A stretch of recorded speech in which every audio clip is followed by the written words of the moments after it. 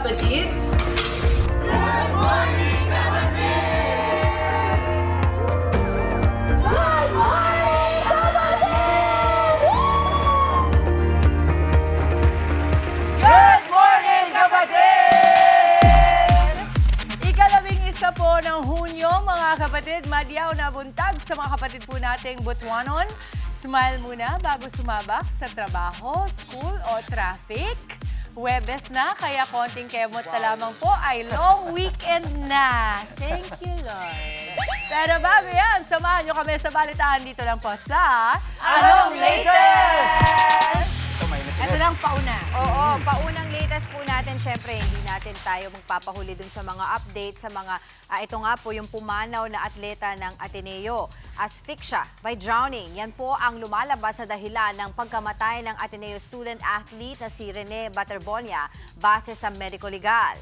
Nasawi sina Baterbonia at ang Nigerian at kapwa niya student-athlete na si Divine Adili matapos tangayin ng alon sa dagat sa team building activity sa Dipakulaw, Aurora.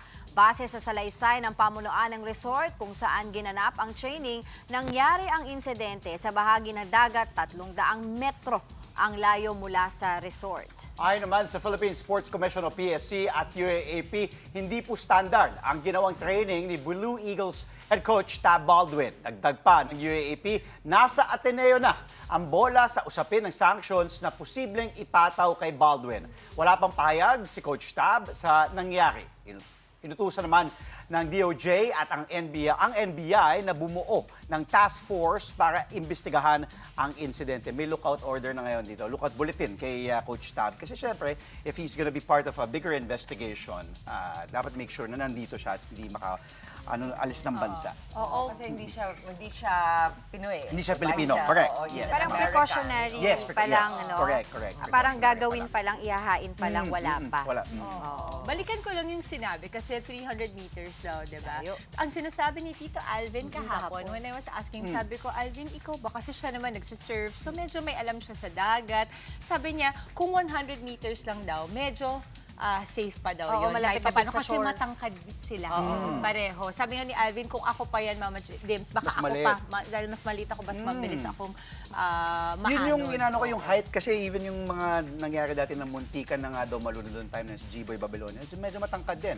Kasi Adili, 6'10", 6'11", si Baterbonia, 6'4", so baka nga may Medyo yun, malayo. yung magsastruggle pag mas May malaki. sinasabi rin si Alvin kahapon na baka pagpapalit ng tide.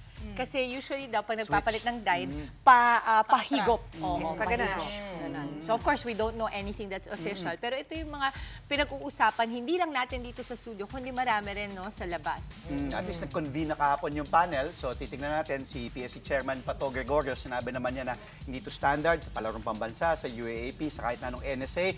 So moving forward, paano maiwasan ito? Gagawa na ng mga Kaya nga ang protocol. malaking tanong dyan, di ba, parang when does a training exercise stop being a character building and ends with, and starts with, ang tawag dito, yung unnecessary risk. Di ba kasi, di ba, yun ang gusto natin malaman, anong klaseng training activity ito? Di ba? Hanggang saan yung dapat natin Na-disclose hangganan, di ba, ng training activity. Oo. Alam mo yung pinangagalingan kasi namin ni Angela, syempre parehong anak namin. Maski kami, I Naglalaro. think, nagbabasketball and they play for, of course, varsity. Sa akin naman, siguro okay sa akin yung training. Okay din sa akin mahirapan yung mga bata. Pero I always feel that safety should always come first and dapat controlled pa rin yung environment. Kaya lahat talaga ngayon nakaantabay pa rin sa magiging official statement, follow-up statement outside of the first statement na linabas ng paraan ng Ateneo. Dahil sila talaga, sabi nga, the ball is on their court. Kailangan nating malaman kung nasaan na talaga ngayon ang kanilang mga Pati desisyon mga tungkol accountability. sa anong mangyayari sa koponan, sa coaching staff, and many other questions. Correct. And we're hoping na magkaroon na ng clarity coming from the school itself. Cambio naman tayo doon sa isa pang binabandayan natin ng mga balibalita dito sa Gensan. Bumisita sa Mindanao sina Pangulong Bongbong Marcos at Vice President Sara Duterte para inspeksyonin ang lawak ng pinsala ng magnitude 7.8 na lindol. Pinapauna ni Pangulong Marcos ang structural assessment ng mga ospital at health facilities sa General Santos City. Namahagi rin si PBBM ng ayuda sa mga biktima ng lindol. Si VP Sara naman nakiramay sa pamilya ng ilang nasawi sa lindol sa Jensan. Aabot na sa 45 ang nasawi sa lindol. Madami, ano? Ang magandang development din dito, at ako siyempre, on a personal note, very happy dahil talagang pinagtutuunan ng pansin ni PBBM yung psychosocial health na kailangan sa mga panahon na ito. Dahil yung mga bata, lalo na nakita natin yan, yung mga bata dun sa labas ng paaralan, talagang nandun sila nung nayanig yung school nila.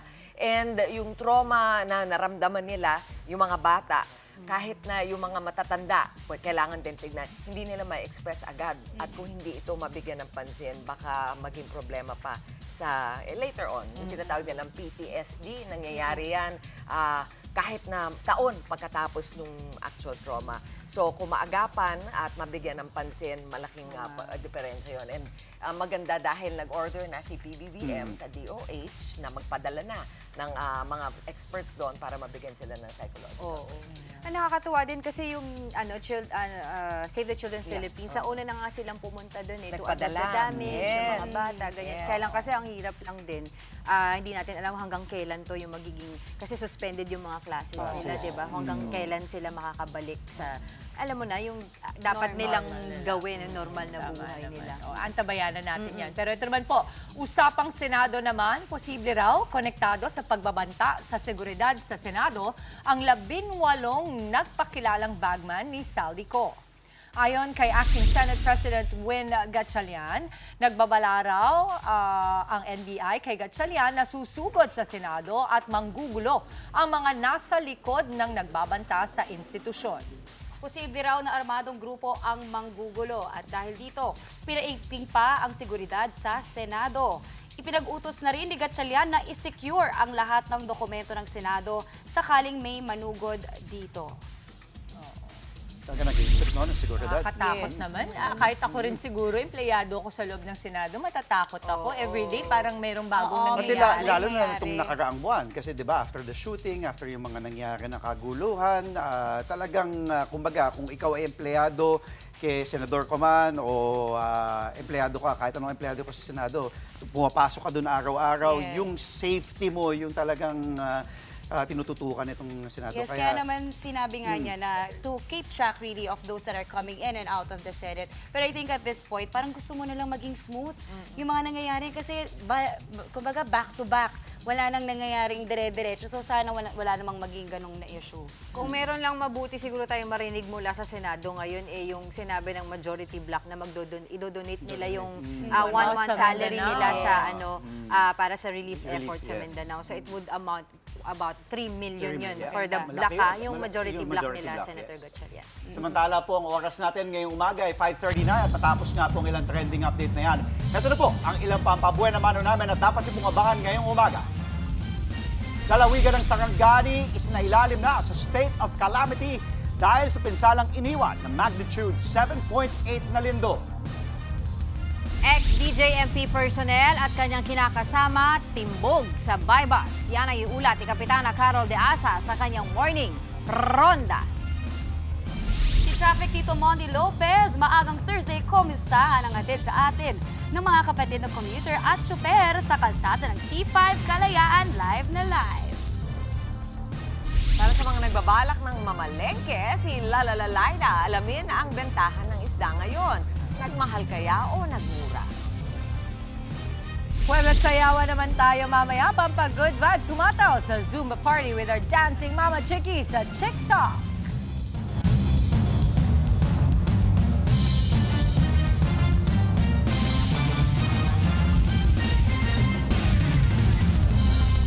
Good morning kapatid! Narito na po mga mainit na balita sa frontline sa umaga. Hindi raw standard ang ginawang coaching style ni Tab Baldwin sa training sa Aurora ng Ateneo Men's Basketball Team. Yan ang sinabi ng Philippine Sports Commission o PSC kasunod ng pagkalunod ng 2 atleta ng universidad.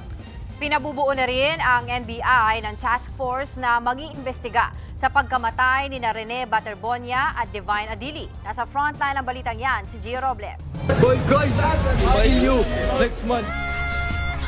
Inilabas na ang resulta ng medico-legal ng yumaong Ateneo student-athlete na si Rene Baterbonia. Asphyxia by drowning ang sanhi ng pagkamatay ni Baterbonia ayon sa Aurora Police Provincial Office. Bigla po silang nahila sa mas malayo na parte ng dagat at hindi na po sila nakita. So nagkaroon po agad ng paghahanap after several minutes bago po sila nakita. Nauna nang kinumpirma ng Aurora Police na 4 ang napaulat na tinangay ng alon sa nasabing team building activity. Nasawi sina Baterbonia at ang Nigerian na kapwa niya student-athlete na si Divine Adili. Tumagal ng higit kalahating oras bago nahanap ang mga biktima 5 dipa ang layo mula sa dalampasigan. Ayon sa salaysay ng 2 pang muntikang malunod, nakalinya silang lumusong pero nakabalik agad ang iba sa pampa. Nilinaw din ng Aurora Police na walang nakitang pasa sa katawan ni Baterbonia at Adili. Base sa salaysay ng pamunuan ng resort kung saan ginanap ang training, nangyari raw ang insidente sa bahagi ng dagat 300 metro ang layo mula sa resort.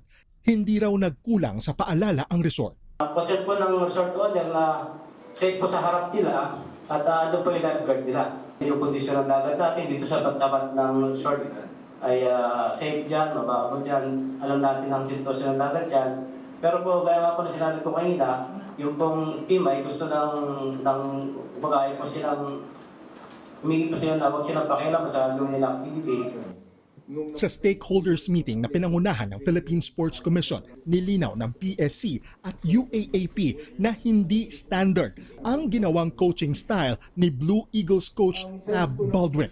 Definitely, hindi po yan standard.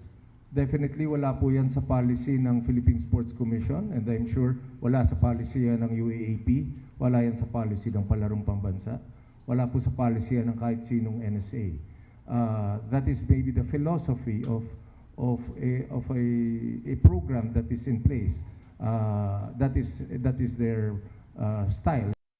Sumentro rin ang meeting sa pagbuo ng mga konkretong aksyon at pagbabago sa sistema ng sports sa Pilipinas, kabilang ang pananagutan ng mga coach at pagpapatupad ng mas mahigpit na mga pamantayan sa kaligtasan at pagtugon sa emergency. We will push for the enactment of law regulating the coaching profession, including the establishment of a national registry mandatory licensing certification, and continuing professional development requirements for coaches and sports professionals. Magbibigay naman ng tig 250,000 pesos ang PSC sa pamilya ni Baterbonia at Adili. Hindi pa malinaw kung sasali sa upcoming season 89 ng UAAP ang Ateneo Blue Eagles matapos ang insidente. Nasa Ateneo, ika nga ang bola maging sa usapin ng sanctions na posibleng ipataw kay Coach Baldwin ayon sa UAAP. We have to go where the evidence leads. So wala pa. Kasi pati yung preventive suspension, may mga purpose. It's not actually a penalty. It's not a sanction. It is a preventive measure, no, to destroy administratively. It's to, para wag maapektuhan yung witnesses or to destroy evidence. Hindi pa naglalabas ng pahayag si Coach Tab sa nangyari. Ayon sa Aurora Police, wala pang sinumpaang salaysay ang teammates ni Baterbonia at Adili. Tanging coaching staff pa lang daw ng koponan ang nakapagbigay ng joint sworn statement.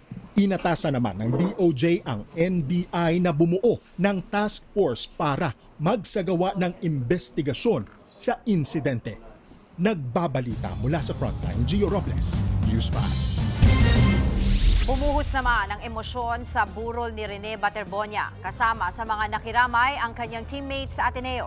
Ang ina ni Baterbonia, labis pa rin ang pagluluksa. Git niya, hindi na maibabalik ng sorry ang buhay ng kanyang anak.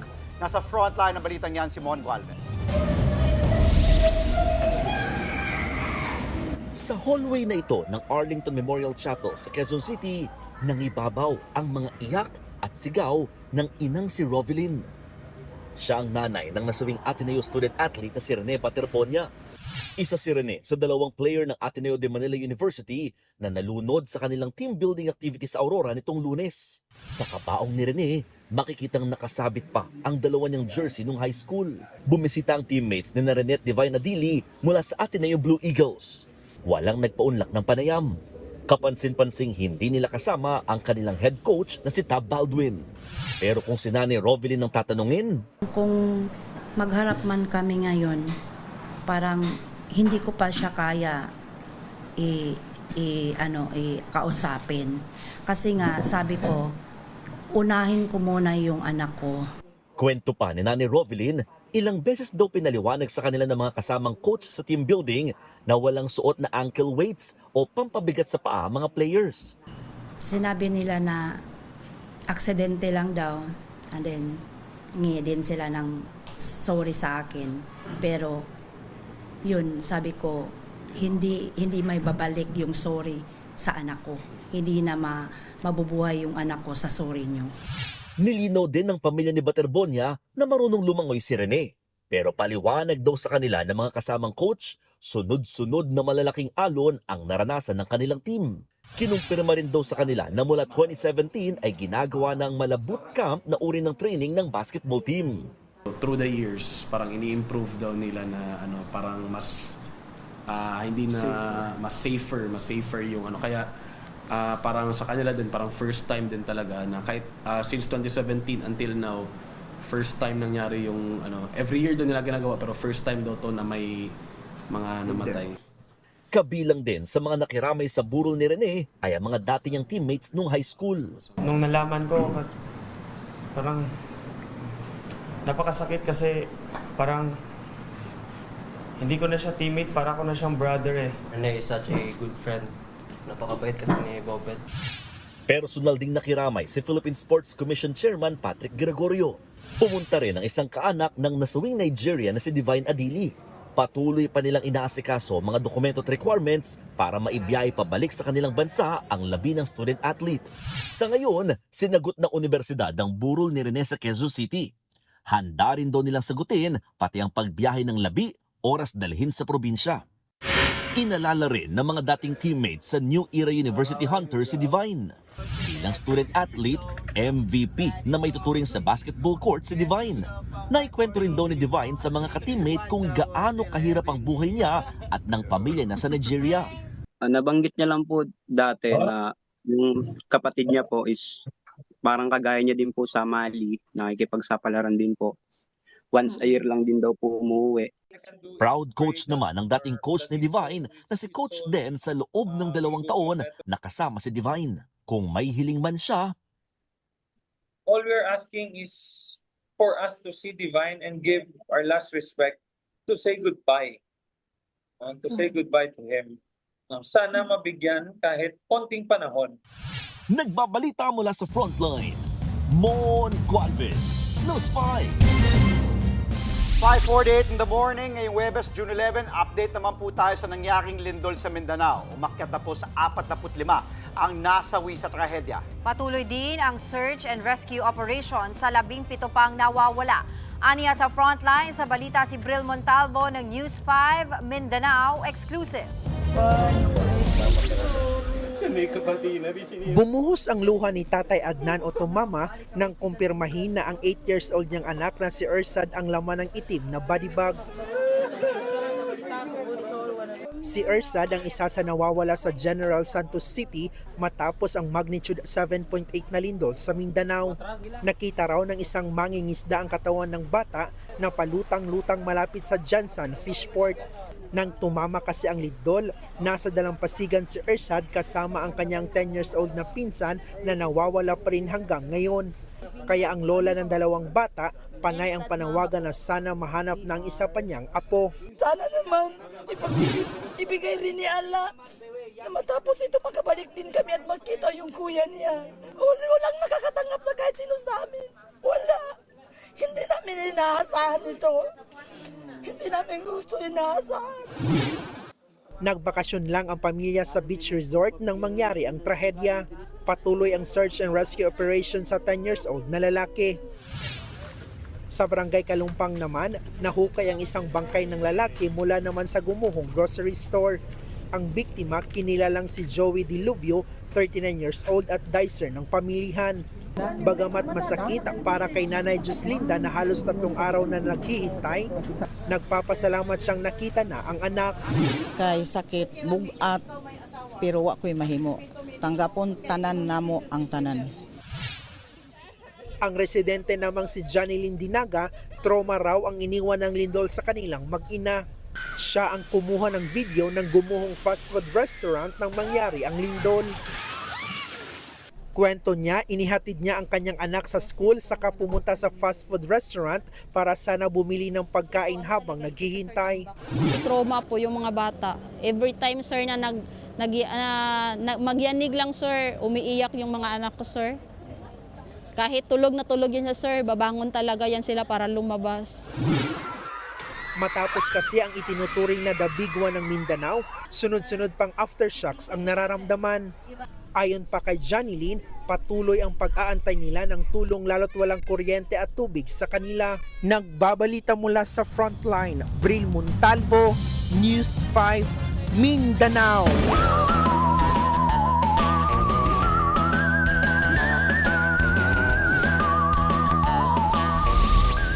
Kapatid, huwag pa rin kalimutang magdala po ng payong ngayong araw. May mga pag-ulan pa rin po kasing bunsod ng hanging habagat. Anong mga lugar kaya ang uulanin ngayon? Alamin po natin yan mula sa ating weather, Tito Alvin Pura, na laging may panahon para sa iyo. Tito Alvin, good morning kapatid. Good morning, Mami Dims, at good morning mga kapatid. Ulat panahon na po tayo. Ito pong ating habagat ay tuluyang pong umaatras o humihina. Sa ngayon, ito po ay nakaka-apekto na lang dito sa western section o kanlurang bahagi ng Northern Luzon at ilang bahagi ng extreme Northern Luzon. Dahil po dyan, meron tayong mga posibleng kalat-kalat na pagulan at thunderstorms dito nga po sa Ilocos Norte, kasama na po dyan ang ilang bahagi ng Batanes. Pero ang malaking bahagi po ng Luzon ay patuloy na pong makakaranas ng maaliwalas sa panahon, magiging mainit sa tanghali at pagsapit ng hapon, posible po yung ating mga afternoon showers at thunderstorms. Ganun din po ang ating aasahang panahon sa natitirang bahagi ng ating bansa. Dito po sa malaking bahagi ng Mindanao, Visayas, kasama na po dyan ang area ng Mimaropa. Dito naman sa Metro Manila, magpapatuloy din po ang mainit at malinsangang panahon sa tanghali. Magiging maganda po ang sikat ng araw sa umaga, pero pagsapit ng hapon, nagkakaroon tayo ng mga posibleng pagulan at thunderstorms. Pero ito po ay mga dagliang pagulan lamang. Ito po ay mga pagulan hindi naman masyadong magtatagal. Pero ugalin pa rin po natin ang pagdadala ng payong na magagamit po natin yan sa matinding init ng araw sa tanghali at posibleng mga isolated na pagulan tuwing hapon at gabi. Mga kapatid, ito nga nakaraang lindol sa Mindanao, yan na po yung tinaguriang the big one dyan po sa southern portion ng Mindanao. Pero yung term na the big one po ay nag-originate po o yan po ay patungkol sa ating inaasahang posibleng malakas na lindol dito po sa Metro Manila. Yan pong the big one ay yan po yung ating inaasahang posibleng 7.2 o higit pang magnitude na lindol dito nga sa syudad ng Metro Manila o dito sa city ng Metro Manila. Yan po ay posibleng magmula dito sa ating West Valley Fault na nasa 100 kilometers po ang lawak niyan. Ito po ang ating the big one, hindi po napipredict ang mga ganyang klaseng lindol. Ang ginagamit po ng mga seismologists dyan ay yung tinatawag nating return period. Ang return period po nung the big one natin o yung malawakang o malakas na lindol dito sa Metro Manila ay nasa 400 to 600 years. Ang ibig sabihin po niyan, sa loob po ng 400 years o 600 years, meron tayong isang posibleng malakas na lindol. Ang huling malakas na lindol dito po sa Metro Manila ay nangyari noong 1658. So nasa 368 na po ang lumipas. Habang lumalapit po tayo doon sa 400 years, mas tumataas po ang possibility na magkaroon tayo ng the big one. So tumataas pa po ang possibility ng ating the big one o yung pagkakaroon natin ng lindol hanggang umabot po ang 2050. Pero again, hindi po napipredict ang pagkakaroon ng lindol. Dapat po lagi tayong handa, lagi pong handa yung ating mga go bag at pag meron na pong nagaganap na lindol, mag-relax lang po tayo at kumalma at gulin po nating mag-duck cover at home. At yan muna latest sa ating lagay ng panahon. Muli ito po ang inyong weather, Tito Alvin, na lagi may panahon para sa inyo.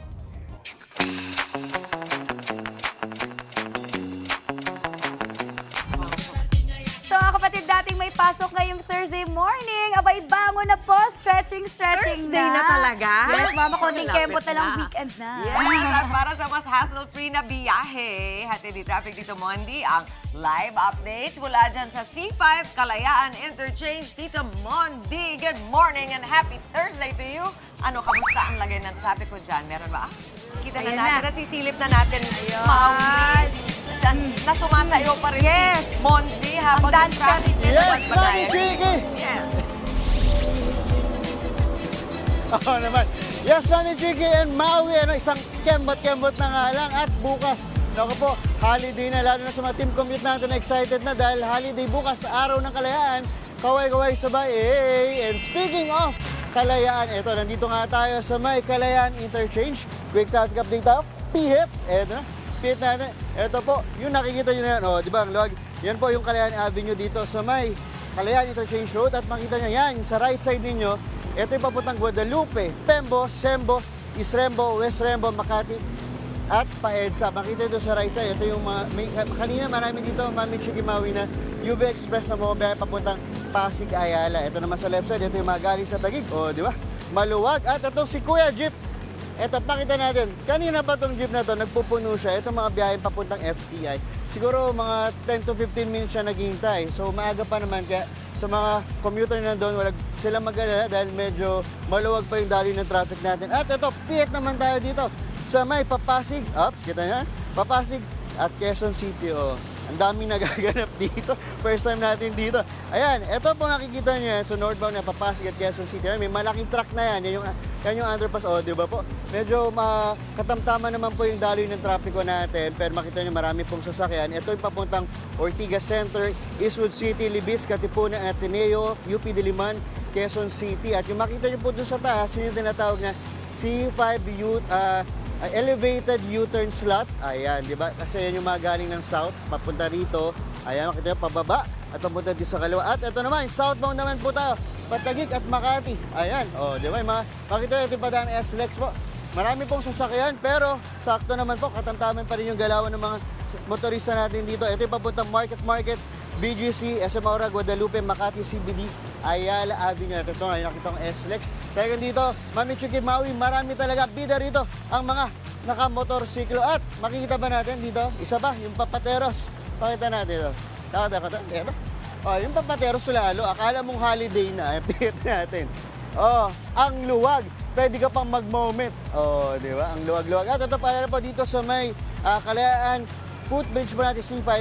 Paalala po, huwag po kayong basta tatawid dito sa ilalim. Meron pong tawiran mga kapatid. Dito po tayo dumaan, tumawid kung saan kayo sasakay. Lalo po yung mga kapatid naman natin na may bike, pwede naman po sila rito. At speaking of, kung merong kalayaan, Mami Chiki at Maui, bukas po, mamayang gabi po, may road closure po simula alas 10 ng gabi hanggang bukas na po, alas 12 ng tanghali. Ang mga magsasarado pong daan ay ito po, Rizal Avenue, 10th Avenue, Monumento Circle, sa southbound po yan, pati rin po yung sa Samson Road, Monumento Circle at sa MacArthur Highway, northbound. At ito po, kahit holiday po bukas, ngayon muna, coding ngayon, 7 and 8. At mamaya po mga kapatid, sino kaya alin sa mga eskwelahan bibigyan natin ng mga karagdagang school supplies. Abangan niya, Mami Chiki and Maui, balik sa inyo.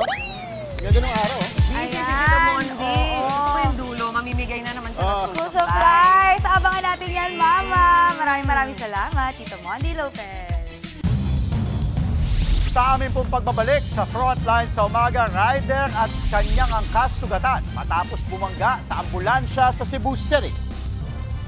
Immigration lookout bulletin order laban kay Ateneo Blue Eagles coach Tab Baldwin hihilingin sa DOJ. Ultimate throwback talaga dahil ang pamilyang minahal ng maraming Pilipino muling mapapanood sa mga sinehan. Marami pa tayong bawal para sa mas siksik na umaga, kaya tutok lang po sa inyong paboritong morning kasalo. Ito ang Good Morning, Kapatid!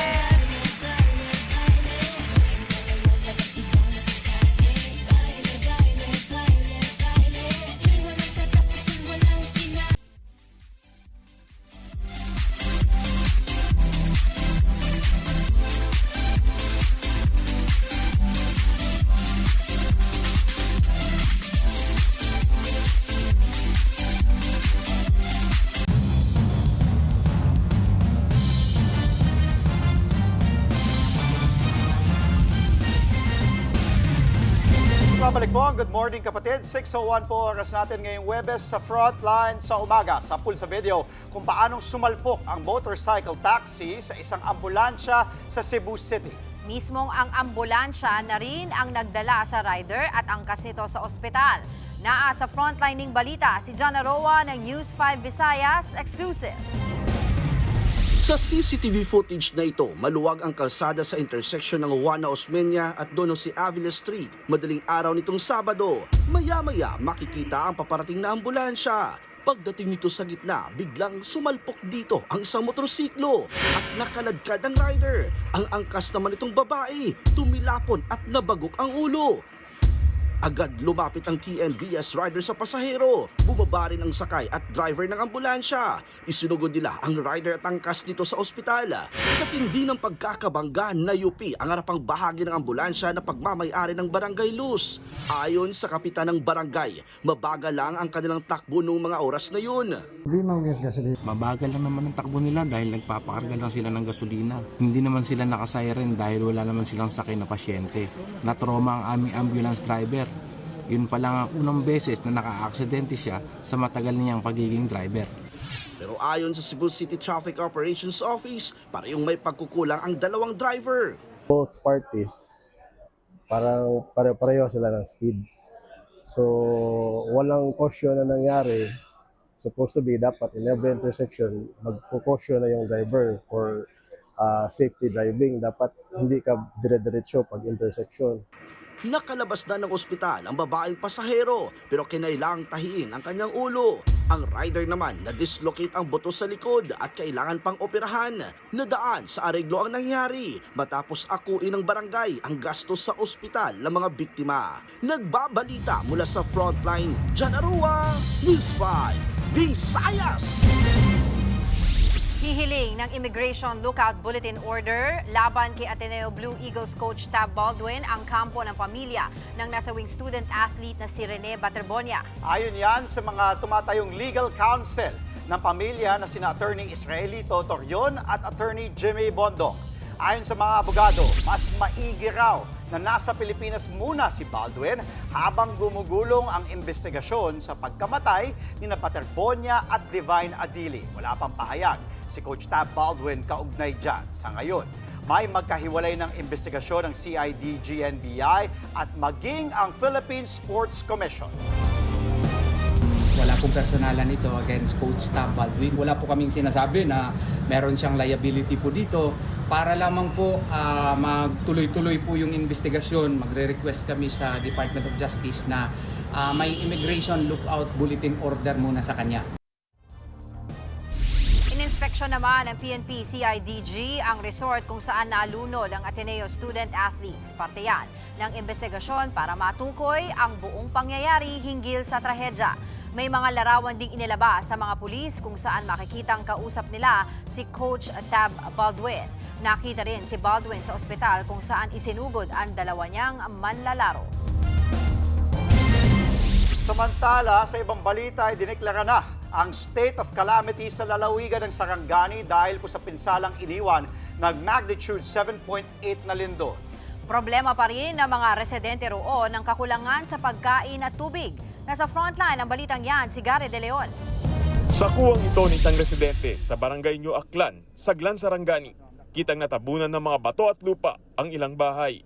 Kasunod yan ang magnitude 7.8 na lindol nitong Lunes. Nagkabitak-bitak din ng lupa kaya nasira ang pananim ng ilang magsasaka. Nawalan tuloy ng hanap buhay ang ilan sa kanila.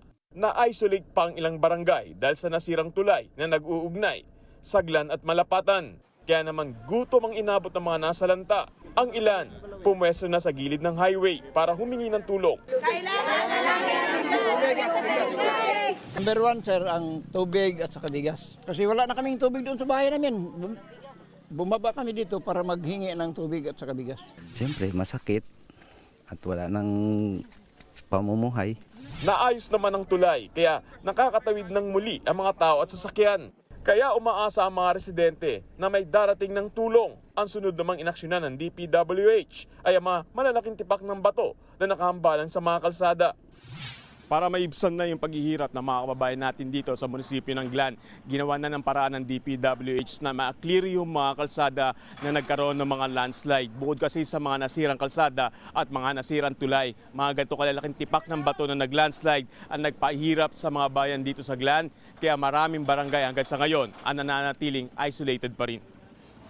Napinsala rin ang maraming gusali sa Glan. Kabilang dyan ang ilang paaralan, mga bahay at mga gusali ng LGU na posibleng di na raw muling magagamit. Nananatili ring walang kuryente at walang linya ng komunikasyon. Kaya ang mga tao halos magpanik na sa kanilang sitwasyon. Mabuti nang may nakadilikikuan ka ng wala pa sa classroom ang mga bata kay wala, mahirap, walang communication lahat wala.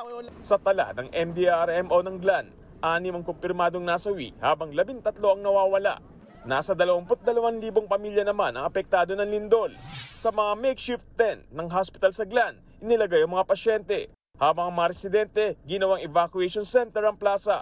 Sa ngayon, mahirap pa marating dahil nga dun sa mga landslide sa nasirang mga daan. Pero nagawan na ng paraan din ng ating DPWH yung ibang daanan, katulad ng isang tulay na passable na ngayon. Pero still, mahirap pa rin ang makarating dun sa daan, sa GLAN mismo. At ginagamit natin ngayon ay yung vessel ng Coast Guard para maiparating natin yung mga goods at lalo-lalo na yung mga pagkain at tubig doon sa lugar. Nasa 5 hanggang 6 na barangay pa sa GLAN ang pahirapan pa rin ng assessment dahil sa mga landslide at sirang mga kalsada. Nagbabalita mula sa Frontline, Gary De Leon, News 5. Magkahiwalay na bumisita sa General Santos City sina Pangulong Bongbong Marcos at Vice President Sara Duterte. Natanong naman ang bise tungkol sa ilang issue at dito nagpasaring siya sa Pangulo. Aniya sa Frontline sa balita, si Bril Montalvo ng News 5 Mindanao. Dumating si President Bongbong Marcos sa General Santos City. Personal niyang ininspeksyon ang St. Elizabeth Hospital na isa sa pinakanapuruhan ng magnitude 7.8 na lindol noong Lunes. Nagbigay ng direktiba ang Pangulo na i-prioritize ang structural assessment ng mga ospital at health facility para masiguro ang agarang pagbabalik ng mga pasyente. Matapos ang inspeksyon, pinangunahan niya ang pamimigay ng ayuda sa mga biktima ng lindol. Lahat ng pamilya nang meron silang casualty na biktima, nasawi, ay magbibigay tayo ng tig 50,000 para sa kanila, para sa tulong. Inanunsyo niya rin ang 100 million pesos na tulong sa General Santos City para maipaayos ang kanilang City Hall. Ganoon din ang suporta para sa mga infrastruktura na nasira sa Sarangani Province at South Cotabato. Bumisita rin ang Pangulo sa ilang mga paaralan. Kausap ko yung mga teacher at sinabi ko sa kanila, alalahanin nila na traumatizing itong experience para sa mga estudyante, para sa mga bata. So bantayan din nila. We have a program sa DOH na tutulong sa mental health ng mga bata na dumaan sa ganitong klaseng experience. Nauna nang inutos ng Pangulo ang whole of government approach o all-out response ng lahat ng mga ahensya ng gobyerno sa pagtugon sa lindol sa Mindanao. Gaya ni PBBM, nasa General Santos City rin si Vice President Sara Duterte. Personal siyang nakiramay sa pamilya ng ilang nasawi sa lindol.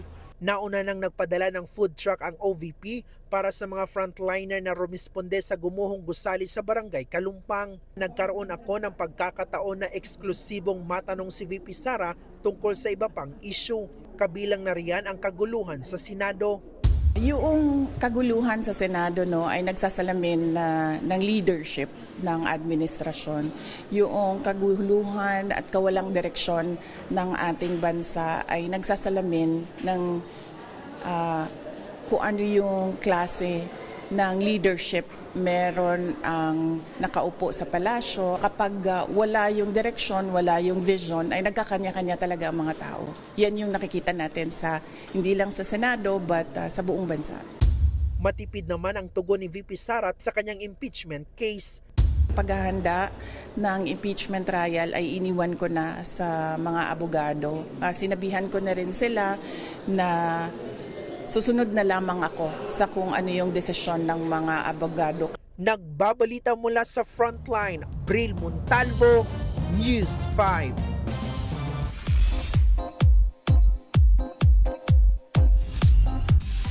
Nagbabalik na ang pamilya Cosme. Inilapag na ang trailer ng inaabangang Home Along the Riles, The Reunion. Kevin, ikaw lang naman ang buhay ko eh. Kailan mo ba ako susunduin?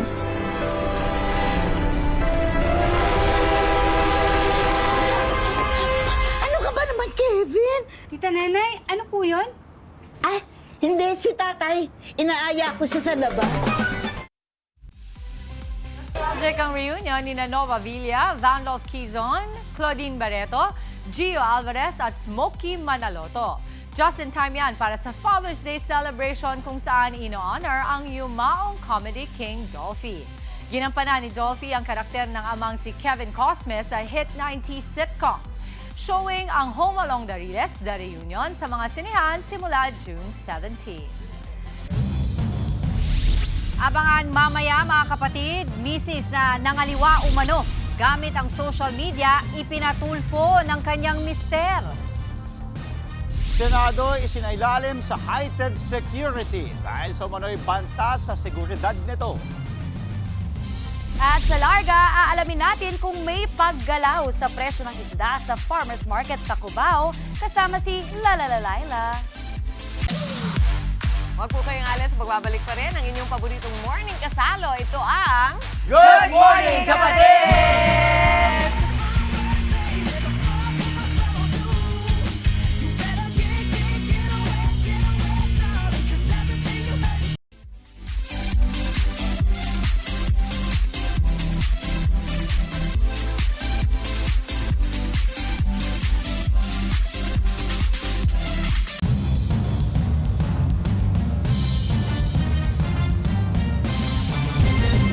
Nagbabalik po ang Good Morning Kapatid. 6:15 po oras natin sa pagpapatuloy ng frontline sa umaga. Ipinatulfo ng isang mister ang OFW niyang misis na nabisto niya raw na nangangaliwa sa pamamagitan ng TikTok.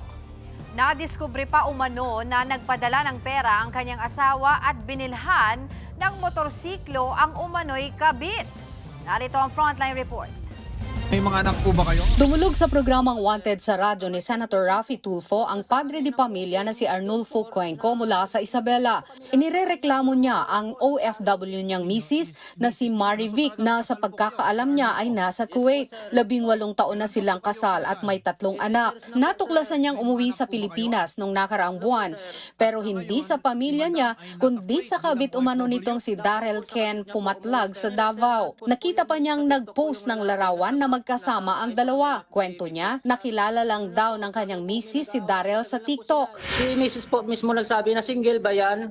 Siya po mismo nagpakilala sa sarili niya. Siya pa nanligaw kung tutuusin. Ang masakla pa, ginagastusan daw ng kanyang misis ang kalaguyo umano nito. Nagbibigay po siya ng 1,000, minsan 500. Kada buwan? Kada linggo? Opo, buwan po. 14K po ang binibigay ng asawa ko sa kabit niya. Nilabasan niya po ito ng motor. Kami niya pong kinuha doon, motor, TV, Durabox, foam. Samantalang yung bahay po namin, sira-sira po. Umabot pa raw sa punto na nagkautang ng 5,000 piso ang kanyang misis. Pero hindi raw ito binabayaran ni Arnulfo. Hindi rin daw alam ni Arnulfo ngayon kung nasaan ang kanyang misis. Umuwi na sa mga anak niya po. Handa ko po siyang tanggapin. Mensahe niya naman sa umunoy kalaguyo. Good luck. Napirahan mo lang yung asawa ko. Alam ko, pira lang yung habol mo. Alam ko, sinsya ka. Wala pang pahayag ang mga inirereklamo. Nagbabalita mula sa Frontline, Margie Bentulan, News 5. Sumuko na sa mga pulis ang driver na naka-hit and run ng isang patrolman ng PNP HPG sa SLEX. Humingi na rin ng tawad ang nakadisgrasyang driver. Kinilala lang ang nakabangga sa alias na Junjun. Isa siyang Indian-Filipino national at residente po ng Marikina City. Sa salaysay niya sa pulis, hindi raw niya sinadyang insidente. Sa investigasyon, tinangka pa raw ibenta ng driver ang kanyang SUV sa pamamagitan ng pagpo-post nito online. Naabutan pa ng mga pulis sa isang talyer sa Antipolo ang sasakyan na sumailalim na sa repainting.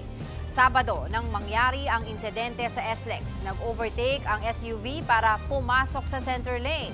Papasok din ang pulis sa parehong linya kaya nangyari ang salpukan. Posible pa ring maharap sa patong-patong na reklamo ang driver. Ang ano niya is natakot, nataranta. So yung instinct ba na pag na-involve sa aksidente, yun naman ang usual nating ano. So still, sinabihan pa rin namin na meron siyang accountability din sa nagawa niya, tinakbuhan niya, na-aggravate lang. Ito naman po, mga mga kapatid, good news sa mga commuter. Libre pong sakay sa MRT at LRT bukas. Para po yan sa pagdiriwang ng Araw ng Kalayaan. Sa mga piling oras, ipatutupad ang libreng sakay sa MRT 3, LRT 1 at LRT 2. Magsisimula ito ng alas 7 ng umaga hanggang alas 9 ng umaga at alas 5 ng hapon hanggang alas 7 ng gabi. Ayon sa Light Rail Transit Authority, layunin nitong mapadali ang biyahe papunta sa mga pagdiriwang ng Independence Day at pagbisita sa mga cultural at tourist spots.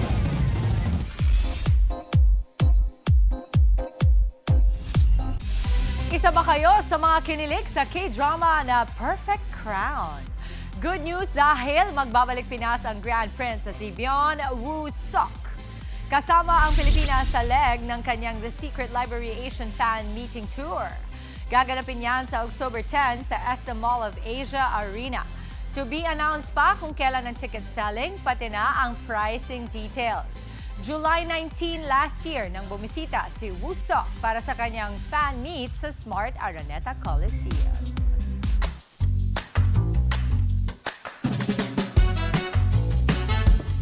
Mga kapatid, inanunsyo kamakailan ng Pag-asa ang pagsisimula ng tag-ulan. Pero pansin niyo po ba mga kapatid na mainit pa rin ang panahon?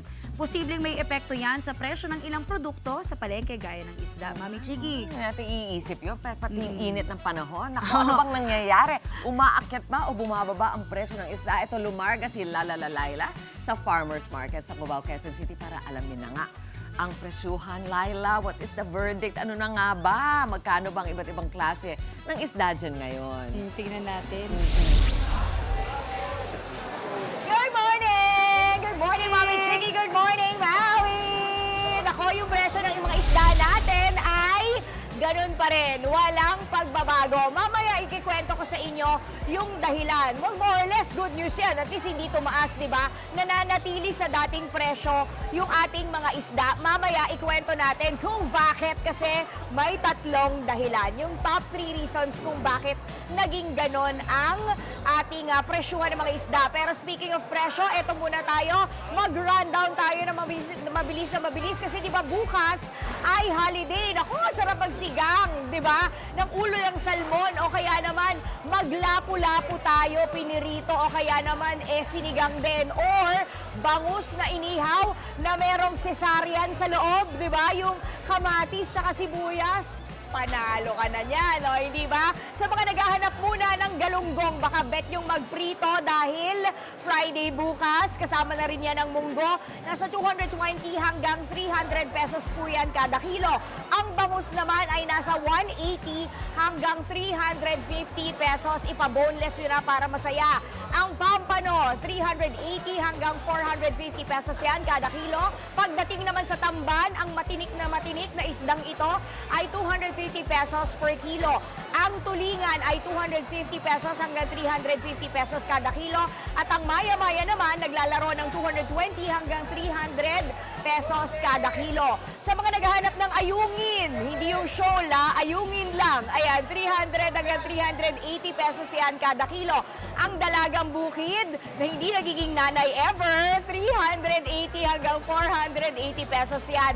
Nako, ito ang pinakang mataas na presyuhan ng isda natin ngayon, ang lapu-lapu. 300 hanggang 600 pesos kada kilo yan. Pagdating naman ng talakitong, 400 hanggang 500 pesos. At ang biya naman, nasa 350 hanggang 450 pesos kada kilo. Pagdating ng sap-sap, ayan o, yung madalas mga ng isda, sap-sap. O, di ba? Yung sap-sap natin, 500 hanggang 600 pesos yan kada kilo. Okay, kanina sinabi ko sa inyo, di ba, Mami Chiki and Maui, na may tatlong dahilan kung bakit nananatili sa dating presyo ang ating mga isda per kilo kada piraso. Unang dahilan yan, mataas ang supply o marami pang supply ng isda.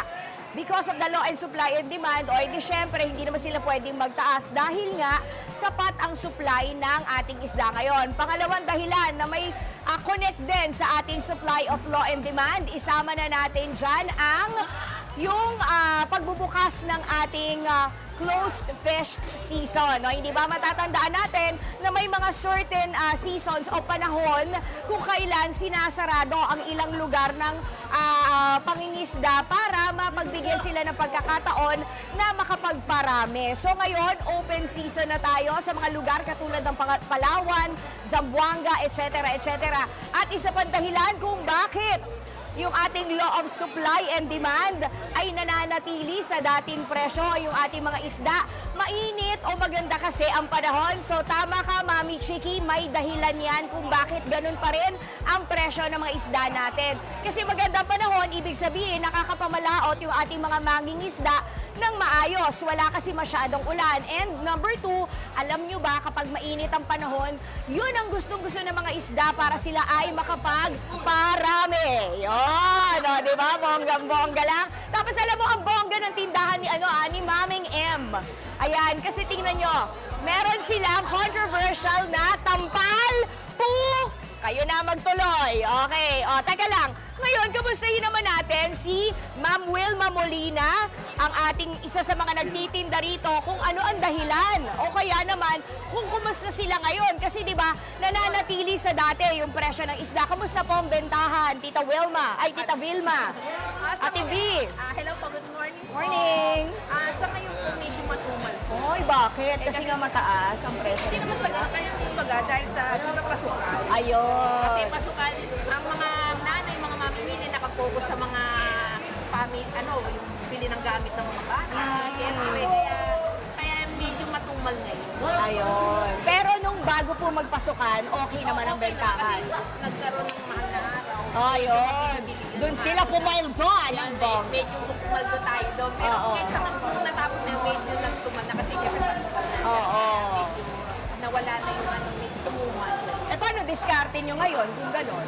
Ay, siyempre, basta yung nagawa namin, siyempre, bibigyan mo yung mga poster mo, bibigyan mo ng magaganda mo, papanatilihin mo sila, kumbaga, magkakaroon, may mga suki ka kasi, di ba, siyempre, yung mga suki mo, siyempre, sila na, bibigyan mo maganda para bumabalik sa'yo, para kahit na hindi ba siya masyadong mabili ngayon, bumabalik sila, kaya nagkakaroon ka pa rin ng loyal na, di ba?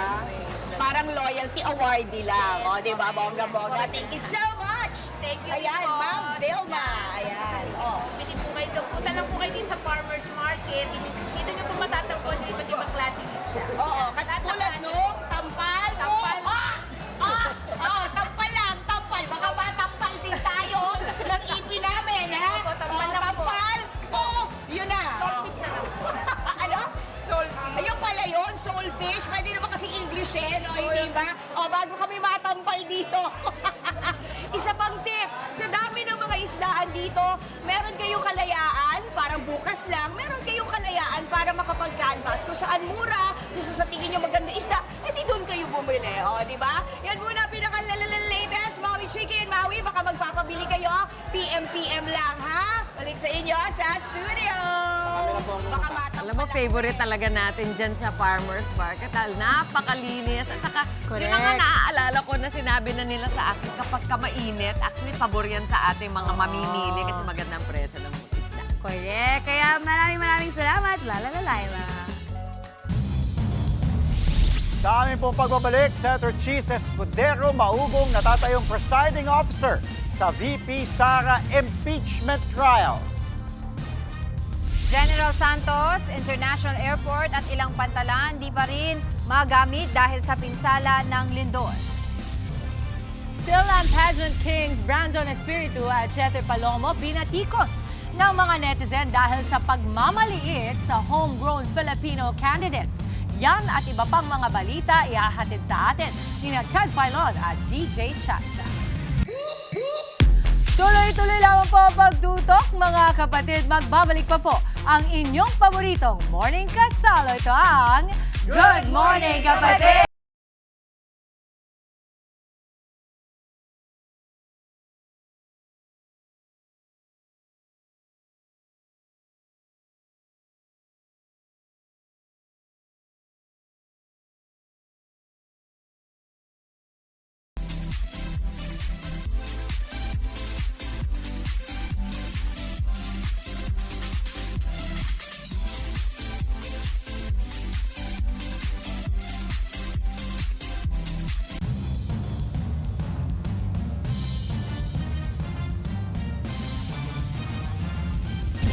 At nagbabalik po ang Good Morning Kapatid. 7 minuto po makalipas ng alas 7 ngayong umaga. Sa Frontline sa umaga, gustong paimbestigahan sa Senado ni Senator Robin Padilla ang pagkamatay ng dalawang Ateneo student athletes na sina Rene Baterbonia at Divine Adili. Hiniling naman ng pamilya ni Adili na isailalim sa autopsy ang mga labi ng Nigerian student athlete. Live mula sa Quezon City, nasa Frontline ang balitang yan si Brian Castillo. Brian, anong update?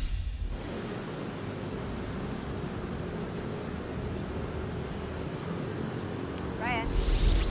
Angela, bukod sa mga kaanak at kaibigan ni Rene Baterbonia ay dumalaw din sa burol ng yumaong Ateneo student athlete Senator Robin Padilla kaninang madaling araw.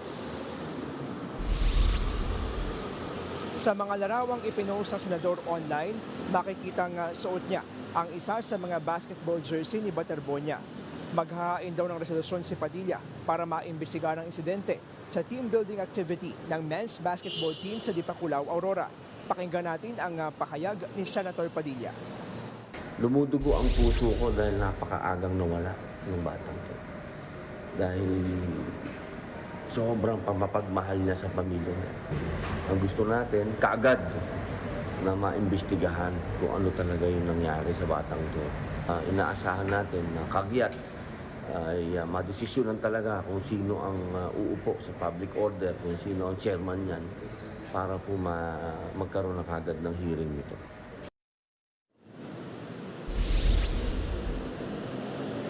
Magsasagawa na rin ng sariling fact-finding review ang Commission on Higher Education sa insidente. Pinagsumti nila ang Ateneo ng Comprehensive Incident Report at nakipag-meeting din ng CHED kasama ang mga opisyal ng universidad. Samantala, naglabas naman ng pahayag ang Embahada ng Nigeria kaugnay sa pagkamatay ni Divine Adili. Hiniling daw ng pamilya ni Adili na isailalim muna ang mga labi niya sa autopsy bago iproseso ang kanyang repatriation. Wala raw silang natatanggap na impormasyon na may nangyaring foul play sa pagkamatay ni Adili. Gayunman, hangad daw nilang mailahad ang buong katotohanan tungkol sa insidente. Nanawagan din ng embahada sa Nigerian community na iwasan ang pagpapakalat ng mga hindi beripikadong impormasyon kaugnay ng pagkamatay ni Adili. Angela, sa mga oras na ito ay patuloy tayong nakabantay dito kung magpapaunlak ng panayam yung ilang kaanak at kaibigan ni Rene Baterbonia. Yan muna ang latest, balik sa inyo. Maraming salamat, Brian Castillo. Sinimulan na ang clearing operation sa ilang gumuhong gusali sa General Santos City. Patuloy naman po ang paghahanap sa dalawang nawawala kasunod ng magnitude 7.8 na lindol. At live mula sa General Santos City, aniya sa Frontline sa balita, si Bril Montalvo ng News 5 Mindanao. Maayong buntag, Bril. Kamusta na ang sitwasyon dyan sa inyo sa Davao?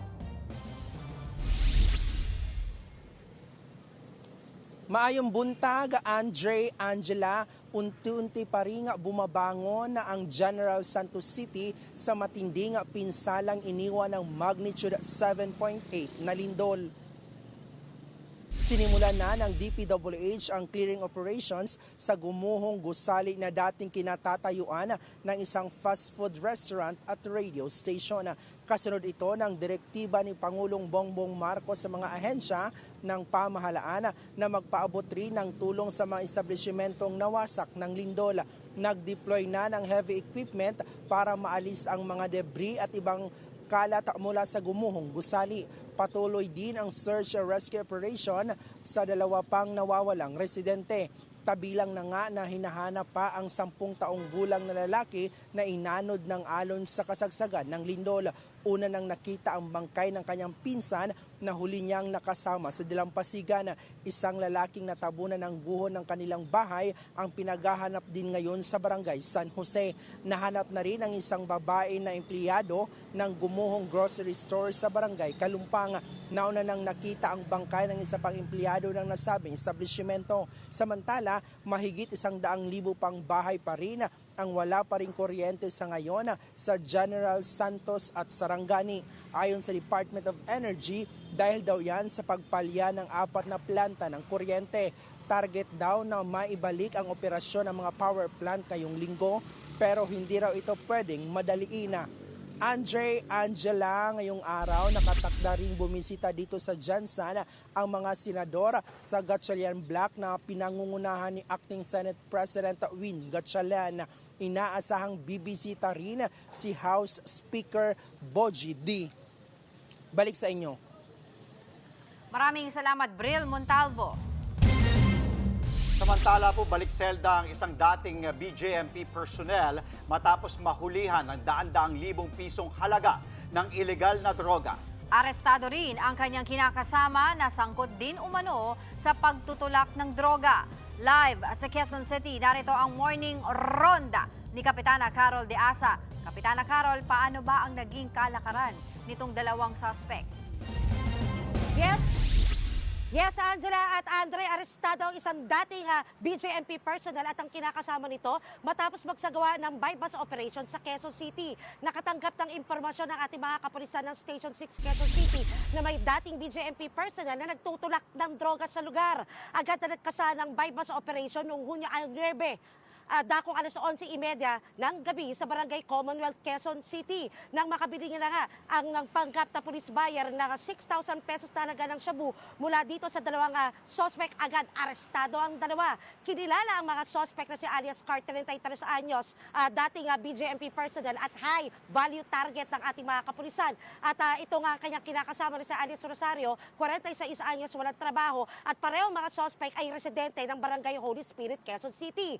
Na-recover mula sa dalawang suspect ang mahigit 55 gramo ng shabu na nagkakalaga ng 374,000 pesos, 1,000 piso na tunay na pera at 5 pirasong tigi 1,000 na mga pekeng pera o yung budal money, isang coin purse at isang cellphone. At ayon nga dito sa ating mga kapulisan ay ang area of operation nitong dalawang suspect ay naglalaro lamang dito sa lugar ng Batasan, Commonwealth at Barangay Holy Spirit, Quezon City. Taong 2023 na ma-dismiss sa serbisyo itong suspect dahil sa paggamit ng iligal na droga. At dagdag pa ay itong dalawang suspect na ito ay dati na rin nakaharap sa kasong iligal na droga at parehong nakulong. Sila ay nakalalaya lamang nitong Pebrero 2026 at patuloy sila nga nagtutulak ng droga. At para nga, sabi nga ng ating mga kapulisan, Angela at Andre, ay ginawa na nga nila itong family business. Ang kanilang mga transaksyon ay ginagawa nila ito sa pakikipag-meet up sa kanilang mga parokyano. Ating nakapanayam si Police Lieutenant Colonel Jimer Tubera, ang Police Station 6 Batasan, Quezon City Commander, at ang dalawang suspect na si alias Carl at alias Rosario, ang mag-live-in partner. Pakinggan natin ang kanilang mga pahayag. Nung na-dismiss po siya noong taong 2023 dahil nag-positive siya sa random drug test nila, ay nagtuloy-tuloy po siya sa pagtutulak ng ipinagbabawal na gamot. Ngayong 2026 ay lumaya po siya at ngayon po ay nahuli po namin sila ulit ngayon. Hindi po ako sangkot. Hindi po. Pero dati kang ex-BJM. Opo.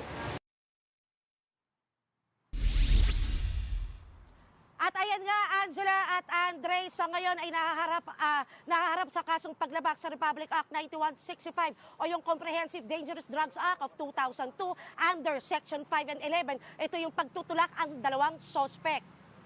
At yan ang ating morning Ronda. Ako si Kapitana Carol, balik sa inyo dyan sa studio. Ibang atake mo ngayong umaga. Maraming salamat, Kapitana Carol De Asa. Hindi sinanto ng magnanakaw ang isang simbahan sa Dumaguete City. Sa pulpo sa CCTV ang pagtangay ng kawatan sa kamay ng imahen. Sa video, kitang nilapitan ng babae ang imahen ni San Catherine of Alexandria. Sinubukan niya munang baklasin ang gulong na bahagi ng imahen pero nabigo siya. Doon na niya pinuntirya ang kamay ng imahen.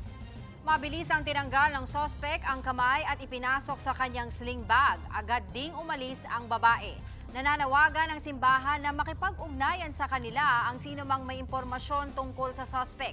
Sakali man daw na may makabili ng kamay, ay ibalik na lang daw nila ito sa kanila. Sa ibang balita naman po, iniikayat ng mga siklista ang iba pang manggagawa na magbisikleta na rin papasok ng trabaho. Naglunsad na nga ng programa ang isang grupo para sa mga bike commuter. Live mula sa Quezon City, nasa frontline ng balitang yan, si Nina Ompauco. Nina, go ahead.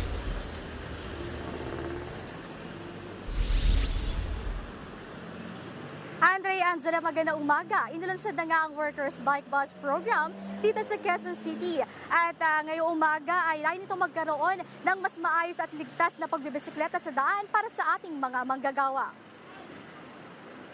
Sama-samang magbibisikleta ang mga bikers, commuters mula sa Quezon City Circle papunta ng Ortigas. Tinatawag ng bike bus ang grupo ng mga siklista na nagkukumpulan sa kalye at tumatakbo ng banayad. Ginagawa raw nila yan para sa kapansin-pansin sila sa kalsada at mas magiging ligtas ang kanilang pagbabike commute. Hinihikayat ng mga organizers ang pagbibisikleta dahil tipid daw ito sa pamasahe at maaaring mas mabilis din kumpara sa iba pang uri ng transportasyon. Umaasa ang mga kapatid nating siklista na mas marami pang manggagawa o kumpanya at LGU na makikiisa sa kanilang programa ngayong araw dahil mabuti rin ito para sa kapaligiran. Andre, Angela, halos nasa 20 bikers ang nakiisa ngayong umaga. At ngayon ay update natin ay pinupuntahan nila o nasa kabaan sila ng EDSA Ortigas. Binabagtas nila ang kabaan ng EDSA Ortigas ngayong umaga. Andre, Angela. Mag-bike ka muna dyan. Oo. Maraming salamat, Nina Umpaw ko.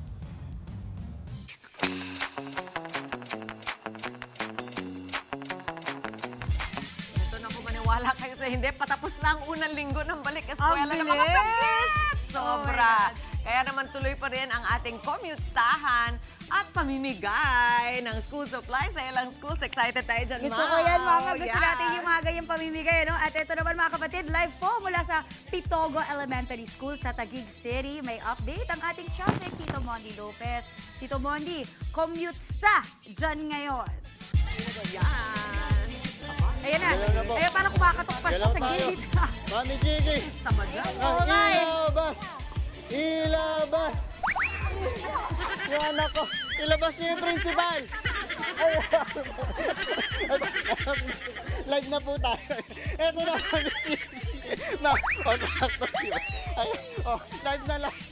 May production number kami, may dumating na magnanay. Okay na po. Eto na guys, ayun na po. Harap na po tayo. Harap. Team Commute, kaway-kaway. Sabay. Oh, diba? Basag momentum. Ito na. O, sayo tayo, Mami Chuki Maui. 1, 2, 3, go! 1. O, diba?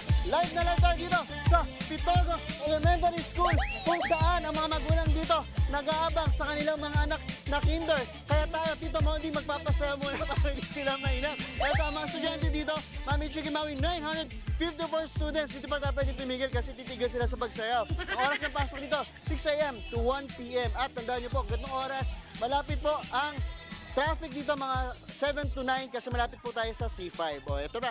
Habang sayaw lang po kayo sayaw, shoutout po sa principal, yung parcel ng principal!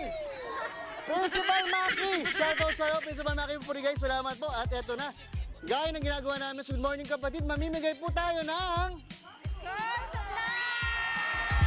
Parang may iba pa silang inaasa sa amin. Ito na, school supplies para sa mga kapatid natin na hindi pa nabibigyan at nakakabili. O, di ba? Very good. Sayo po, sayo. Habang yan.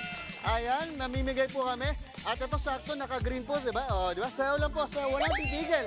At habang namimigay kami tuloy-tuloy, eto. Mami Chiki, Maui. Eto, ma'am, anong pangalan natin, Mami? Jamaica po. Mami Jamaica. Eto sa Mami Jamaica. Basang-basa ang buhok, o, di ba? Ang tanong, ang anak niyo po ba ay naligo o yung nanay lang ang naligo? Uy, naligo din, syempre. Okay, hindi very good. Ma'am, kumusta? Anong pakiramdam niya? Meron school supply? Syempre, masaya. Isang lower niya. Diba? Yung anak niya, kung sino man po anak niya. Please lang. At eto na, sino pa dito yung mga pwede. At may, dito, Mami Chuki Maui, may Lopez din po dito, di ba? O eto, makamagana ko po ba kayo? Ayan. Mamano na ako. Mukhang ito yung mga tsahin ko na lagi nangungulit. Eto na, taga-saan po kayo talaga? Nueva Ecija. O, Nueva Ecija, malamang. Anong oras po kayo talaga nag-aabang dito sa inyong mga anak? 5:45. 5:45. Hatid 5:45. Hatid talaga. Ang sundo, alauna. Okay, pawis na pawis po tayo. Pero putok na putok ang makeup. At tapos yan, very good po, happy kayo lahat. Mamimigay pa po tayo. Ayan, tuloy tayo pamimigay. Ayan po. Ayan, very good. Happy po lahat. Happy. Ayan, very good. Meron kayo, Mami? Si Mami kaya hindi nakasmell, wala siya natanggap eh. Meron ba ba? Ayan, Mami, halika rito, Mami. Ayan, very good. Ayan, meron din si Mami. O, pakita natin, Mami Chiki. O. Mami, mag-smile ka na on national television. O, nakasmile. Bagong ano. Eto na. Very good tayo. Masaya lahat? Okay. O, dahil dyan, eto. Lapit po tayo dito. Ayan. Ang dami nating dancers. At syempre, dahil mga nagbe-birthday, hindi mawawala ang pabati sa poste gaya ng ating eto, paborito kong doktor, si Doc J. Happy birthday. At eto ba, napakagandang ano, si Doc Cest. Eto ba, may nagbe-birthday din. Si Direk Eric Galvez. O, kita nyo ang pagmamahalan nila. Si Mark na cum laude din. Congratulations. Of course, sa aming sponsor sa Talibang Marketing, Sir Philip, sa School Supplies, marami pong salamat. At ito, happy birthday din kay Kevin Jan. Yan muna natin live update. At susunod, kaway-kaway tayo. Balik sa inyo.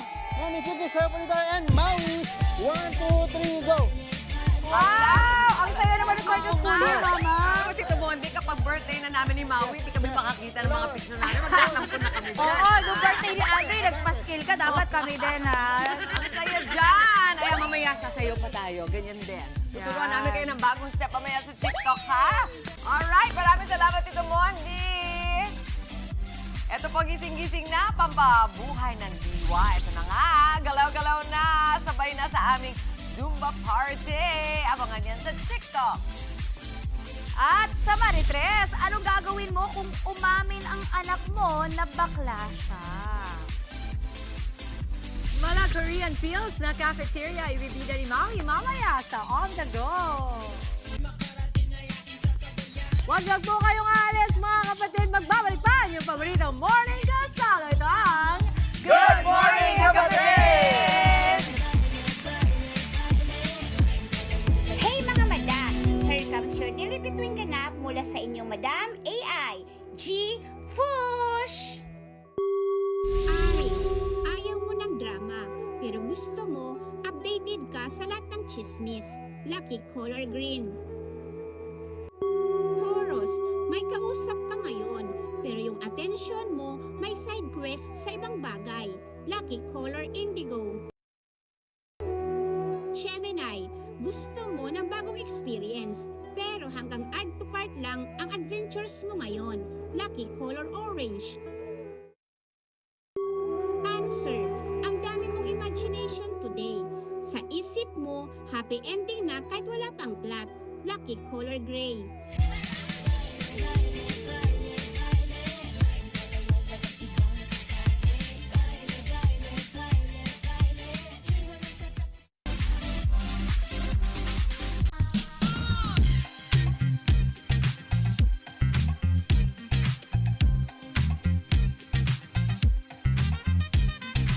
Kaway-kaway sa mga mahilig sa K-drama at K-pop. Lahat ba may BTS Arirang concert tickets na? Naku, kinakabahan ako talaga. Pero kung wala pa, sagot na namin ang South Korean feels nyo. Ibibida natin ang budget-friendly Korean-style cafeteria na patok sa mga estudyante sa Sampaloc, Manila. Kaya ito po, panoorin natin dito sa On The Go.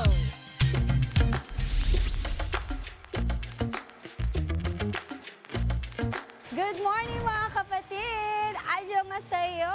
Sa mga mahilig dyan sa K-pop at K-drama tulad ko, kaway-kaway! Eto muna ang ating i-achieve for today habang tinatapos yung iyong pangarap or on the way pa lang manood at mag-ipon no, ng mga concerts at mga makita ka ng mga opa. Dito muna tayo sa Korean food.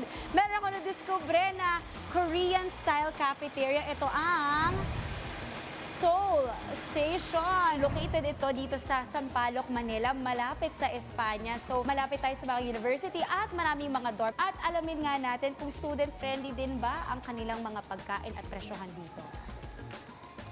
Hello po! Annyeong! Annyeong!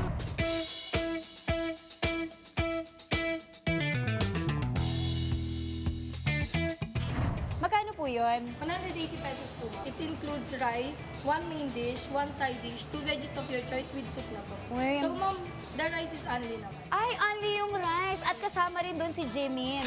Ay, kasama! Iyak naman siya. Okay, so dito tayo magsa-start. Kukuha tayo ng tray. Sige, rice. Gusto ko to. Anong tawag dito? Sweet chili chicken. Sige, game. Uy, generous yung serving, ha? Okay, next. Ano pong next natin? Side dish na lang din po dito. Isang side dish. Dito tayo sa fish cake. Meron na tayo ng main dish, may isang side dish, tapos ngayon vegetables naman. Itong potato marble, ito talaga ang to-go-to ko sa mga Korean food. Nakakatuwa no kasi yung style dito, pang cafeteria talaga. Ito po, dito ako sa stir-fried kimchi. So, kulang na lang itong soup natin. Ito lalagyanan ng soup.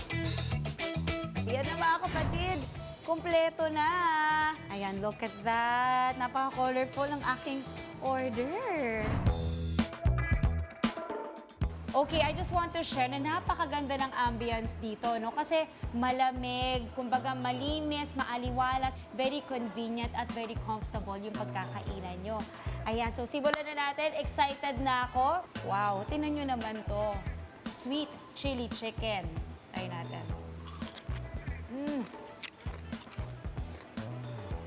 Ang sarap niya. Manamis-namis na may konting sipa ng anghang at asim. Ang sarap. Grabe, panalo to. Hindi ako magtataka kung bakit yung mga estudyante ang hilig din pumunta dito kasi maliban sa maganda at generous ang servings, 180 pesos lang abot kaya ng estudyante. At dito na tayo sa soup. Ito yung tinatawag nilang seaweed soup. Alam mo yung lasa niya? Parang ano lang siya. Parang nilaga. Very fresh, very healthy yung lasa niya. Alam niyo ako, napaisip talaga ako, no? Kung estudyante nga naman ba ako, tapos pagod na pagod ako after a long day of classes, reviewing, doing homework, parang gusto ko talaga pumunta sa isang lugar tulad nito na masarap yung pagkain, Korean feels, may aircon at very comfortable.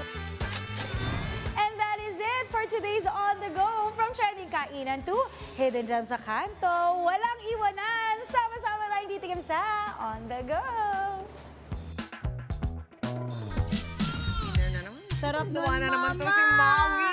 Kaya nga, alam mo, Mama, kahit wala pa man din tayo sa Korea, feeling ko nasa Korea. Wow, ba? Ganun ka-authentic ka? Kasi nakarating ka ng Korea. At yung manager doon, Korean din. Yung may-ari, Korean. Sabi nga nila, marami ba mga Koreans, mga ano, na kumakain doon? Nung time na yun, meron. Yun, usually Kaya, yun ang ramdam mo, sign. yes, na diba? masarap. Very good yan. Maraming salamat sa iyo, Maui, ha?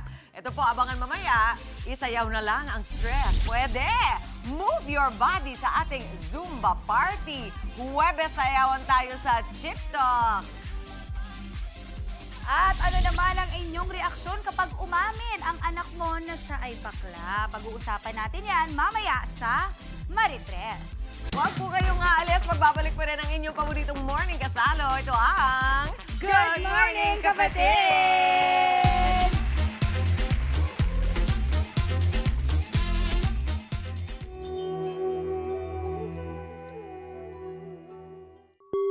Leo, baka naman kailangan mo nang lumabas ng comfort zone kahit sandali lang. Lucky color blue. Virgo, unique ka, pero minsan hindi lahat kailangan ang revolutionary idea sa breakfast. Lucky color red. Libra, gusto mo ikaw lagi masusunod sa love. Sorry, hindi ka relationship CEO. Lucky color yellow.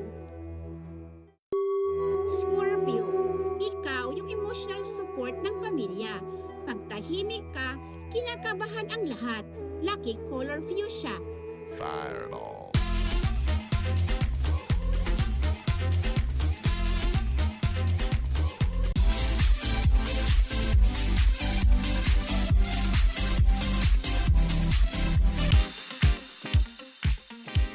Muli po ang Good Morning, Kapatid!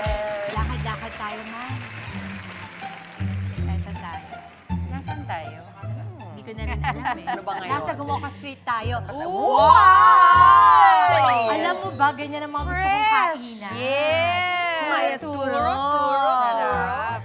Ay, may pandesal pa, Ma. Oo, tinan mo, no? Para Alam mo mainit-init ko yung pa. hinahanap ko dyan.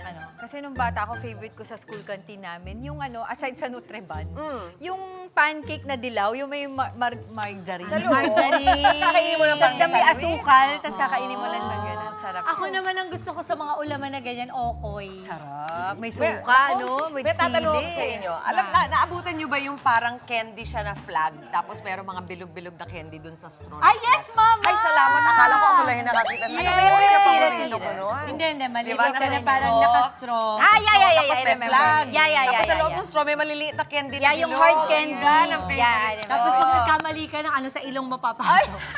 Pag nagkamali ka ng lunok. Ako, pero alam ng mga mami yan, mga kaedad ko. Di ba? Mga lola, naalala niyo yan. Cute. Mama, hindi ka naman mukhang lola. Ikaw lang nagsasabi. Ano ba yan? Dito naman tayo, syempre, sa favorite nating kwentuhang hindi pang Marites, pero kwentuhan ng Marites! Okay. Perfect. Umamin ang anak kong lalaki na gay siya. Best plot twist ng buhay ko. Tay, bakla po ako. Sorry kung hindi ko na-meet yung expectations ninyo. Nanginginig ang anak ko. Honestly, natahimik ako. Pero hindi dahil galit ako kung hindi natatakot ako para sa kanya. Ang dami na nilang kalaban sa labas, ayoko sa mismong bahay pa naman siya makaramdam ng diskriminasyon. Niyakap ko siya na mahigpit at sinabing hindi mo ako binigo. Walang nakakahiyang maging tapat sa sarili. Anak kita bago mo nalaman ang salitang bakla, kaya anak pa rin kita ngayon. Pagkatapos kong sabihin yon, humagulgol ng iyak ang anak ko. Doon ko lang siya uli nakitang umiyak ng ganon simula nung nasugatan siya sa tuhod ng grade school. At ang pinakamahalaga ay iparamdam sa anak natin na mahal natin sila, hindi dahil sa kung sino ang gusto nilang mahalin, kundi dahil anak natin sila. Hindi kabawasan sa ating pagkalalaki ang tanggapin ang anak nating LGBTQIA+. Mas barako ang tatay na kayang panindigan at protektahan ang anak niya laban sa buong mundo. Sa mga kapwa ko tatay, huwag nating i-pressure ang mga anak natin sa pangarap nating pang-ego lang natin. Proud ako sa anak ko kasi lumaki siyang tapat at may paninindigan. Tanggap ko siya 100%, walang bawas, walang kondisyon. Barakong tatay. Ganda na. Alam mo, wala siyang advice sa kailangan. Oo. Parang mas may natutunan pa nga tayo sa kanya. Talaga. Huwag alam mo, itong nakakatawa, nung binabasa mo, akala ko nanay yung nagkakwento kasi parang mas madali, siguro kahit pa paano, mas madali sa nanay yung tanggapin yung anak niya. Kapag ka, ito sabi nga, malaking bulaga, di ba? Tapos, na-shock ako na tatay pala, lalo kong nabilib. Lalo akong namangha sa kanyang reaction. Kasi totoo yung sinasabi niya, doon tayo sa perspektibo nung magulang.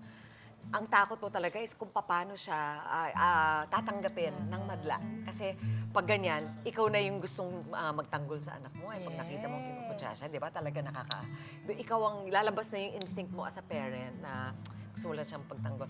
Ang galing. Wala akong masabi. Di ba? Tatay Barako. Parang tama naman din yung ginawa ni tatay, di ba? Parang he created a safe space for the son because at that point, feeling niya baka hindi siya kayang tanggapin ng anak niya. Pero naipakita din naman niya sa anak niya na tanggap kita whoever you are. So maganda yung kanyang naging example. Yung kanyang fear, going outside of their home is valid naman yun. Pero wag po kayo mag-alala dahil po ngayon, although isa pang malaking usapin pa rin yan, yung diskriminasyon among the LGBTQIA community, pero marami na po ngayon mga grupo, ang mga nagsusulong ng kanilang karapatan. So, maaari po kayong dumulog sa kanila, maaari po kayong makipag-diskusyon sa kanila, di ba, makipag-dialogo rather, para po matulungan po nila kayo dun sa inyong mga questions regarding May komunidad this. na, meron na siyang belonging.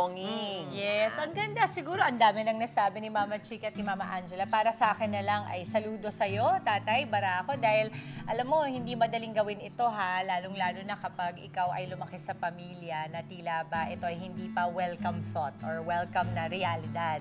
Pero sa mga panahon po ngayon, alam mo, ang pinaka-importante sa lahat, para sa akin, kung ikaw ay magulang, ay buhay ang iyong anak. Yun sa una. No? Kapag ikaw ay may anak, buhay siya at gusto niyang mabuhay na naaayon sa kagustuhan niya, basta wala siyang tinatapakan na tao. Palagay ko, wala akong masamang nakikita sa ganyan. Oo. At Happy Pride Month. Oo nga. Happy Pride Month sa lahat ng ating mga kapatid na parte po ng LGBTQIA+ community. At sa lahat ng mga magulang na patuloy na nagmamahal, nang walang kondisyon sa kanilang mga anak, ay bay, saludo po kami sa inyo. O syempre, sa mga gustong dumulog at mag-share na rin ng kanilang mga kwento, humingi ng payo sa kanya-kanyang mga issue at problema sa relasyon o sa buhay. Naku, i-share nyo na po ang inyong mga kwento. Sali na po sa aming Facebook group, nakapin yan sa aming official FB page. Abangan po sa susunod ang isa na namang istorya na ating pag-uusapan, hihimayin at bibigyan ng opinyon dito lang sa Marites! At sa aming pagbabalik, shake for good vibes sa ating Zumba party with Singkalan Zumba Ladies sa TikTok. Huwag po kayo kaalis, tuloy-tuloy lamang po ang ating happy morning sa pagbabalik ng Good Morning, Kapatid!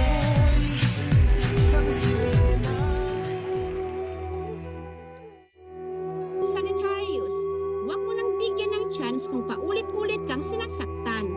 Lucky color brown. Capricorn, ikaw yung steady worker basta hindi nagugutom at hindi inaantok. Lucky color white.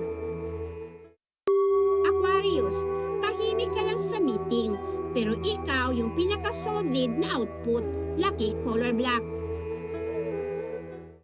Pisces, deep ka magmahal pero deep din yung trust issues mo. Lucky color gold. At yan ang daily dose of horoscope straight from your Madam AI. I-manifest mo na yan. The stars catch you!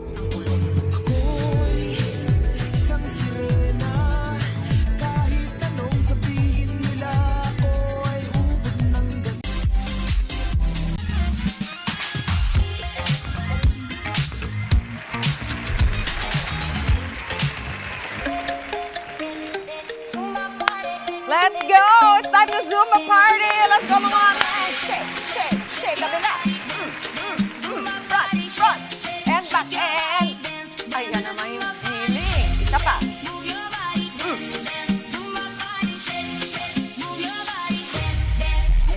And party! Because this is the Zumba party, mga mami, mga daddy. Eto ha, kasama natin ngayon ang Singkalan Zumba Ladies, ang Antipolo. Good morning, mga kapatid. Dance na dance sila.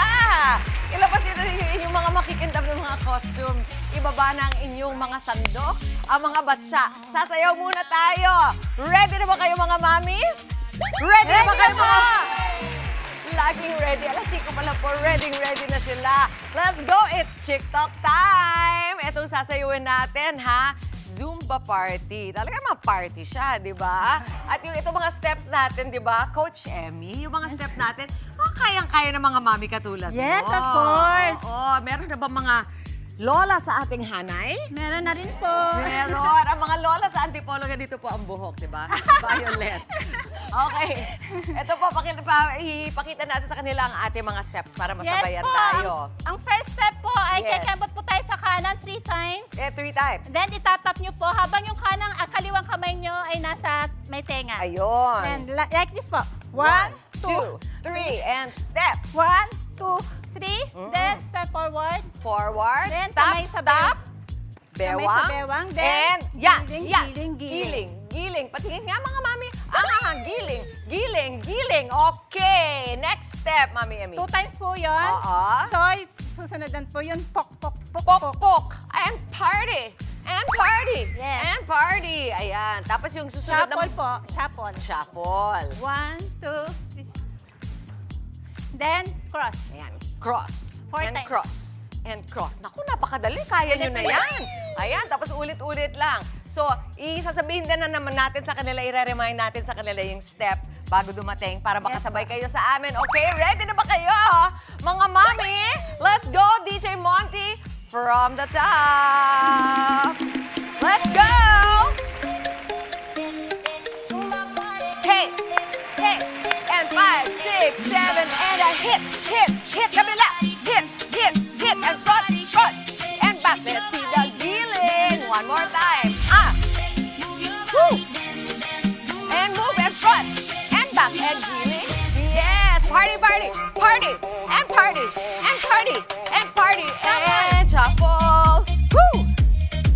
And 8 times. 1, 2, 3.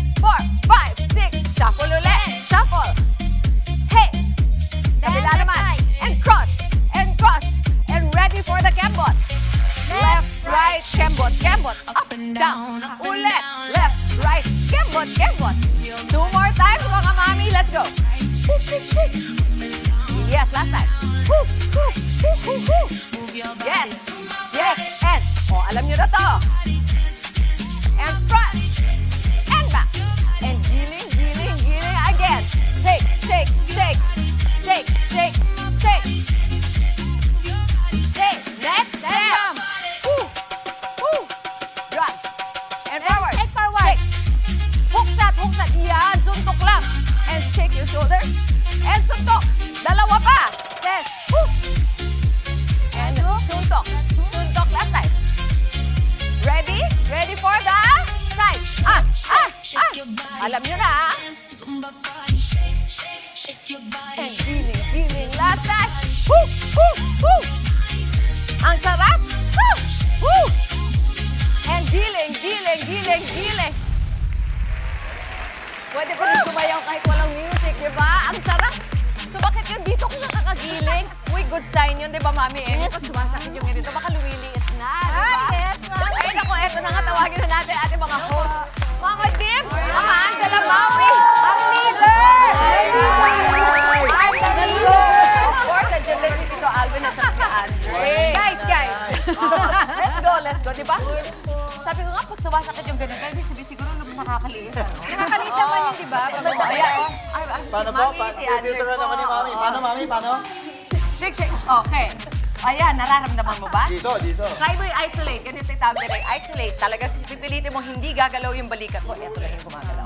Matingin, and go. Walang balikat. Hawakan niyo yung balikat niya, Mami. Isolate.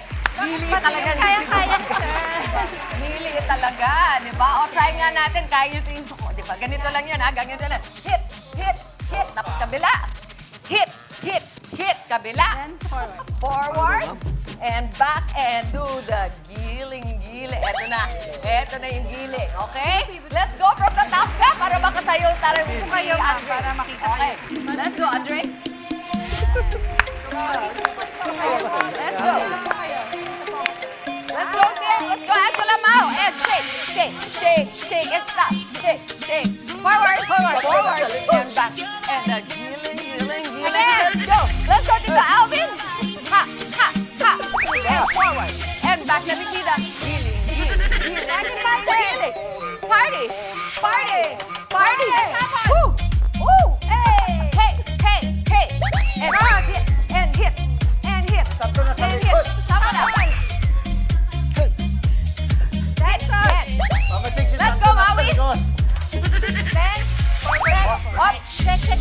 Up and down. Up and down. 2 more. Ay, ginagawa niyo sa bahay. I know. Kaya niyo to. Yan. Ulit. Last. Forward. And back. And the giling. Let's go, Maui. Hey. Last time. And giling. Ang sarap gumiling. Gising na tayong lahat. Mami Emmy, saan po kayo mahahanap? You can visit us in our Facebook page, Singkalan Zumba Ladies, at saka sa aming YouTube channel, Singkalan Zumba Ladies. Wow. May YouTube channel sila. Thank you so much. Diba? Parang si Rumi. Thank you so much, TV5. Thank you din sa inyo. Ikaw din. Maraming salamat din sa inyo dahil kayo gumising ng maaga. At talaga nag-isip. Balik po kayo, ha? Yes, ma'am. Mama Chicks, Thank you, TV5. Thank you po. At ito na nga din po ang mga nagwagi sa atin, mga mamas, sa ating Watch in the Box Selfie Contest. Pero bago yan, alamin muna natin ang laman ng kahon. Ano kaya ito? Sumisipol, matinis at ginagamit pag emergency. Ready na? Hop. Alam niyo kung ano yan? Ano yun? Sumisipa? Yun! Pito or whistle. Para sa safety. Dapat meron. Yan. Dapat meron po ang mga anak natin yan, lalo na pagpapasok, mama, ha? Marami po mga nangyayari, kailangan meron sila niyan. Congratulations po kina Melchi Santa Maria, Evangeline Madamba at Edwin San Diego. Nanalo po kayo ng 500 pesos worth of loans. Hintay lamang ang mensahe ng aming staff para mag-claim po ang inyong loan.